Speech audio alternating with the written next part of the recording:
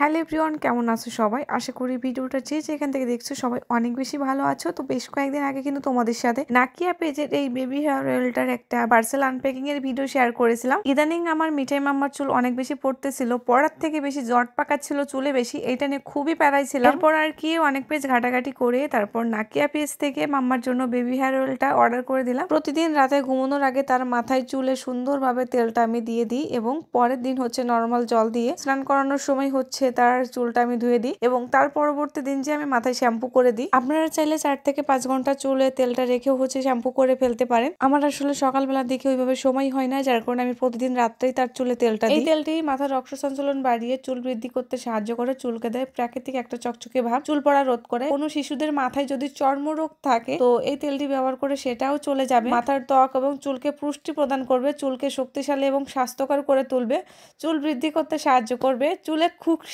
থাকলে সেটাও চলে যাবে। আর কি চাই বলেন? আর বাকি ফলাফলগুলো দেখতে হলে অবশ্যই আপনার বাচ্চাকে এই তেলটি ব্যবহার করাতে হবে। যাই হোক, আপনাদের সাথে গল্প করতে করতে আমার মিঠাই মামার চুলে তেল দেওয়া শেষ। এখন আমি তার চুলে সুন্দর করে একটা বেনি করে দিব। তো বেনি করার পরে আমার কাজ শেষ। এখন মাম্মাও ঠান্ডা রিল্যাক্সে ঘুম দিবে। এতটুকুই ছিল আজকের ভিডিও। যদি কেউ তেলটা অর্ডার করতে চান পেজ লিঙ্কটা অবশ্যই আমি ক্যাপশনে দিব, আপনারা চেক আউট করে আসবেন। সবাই ভালো থাকবেন, সুস্থ থাকবেন, টাটা।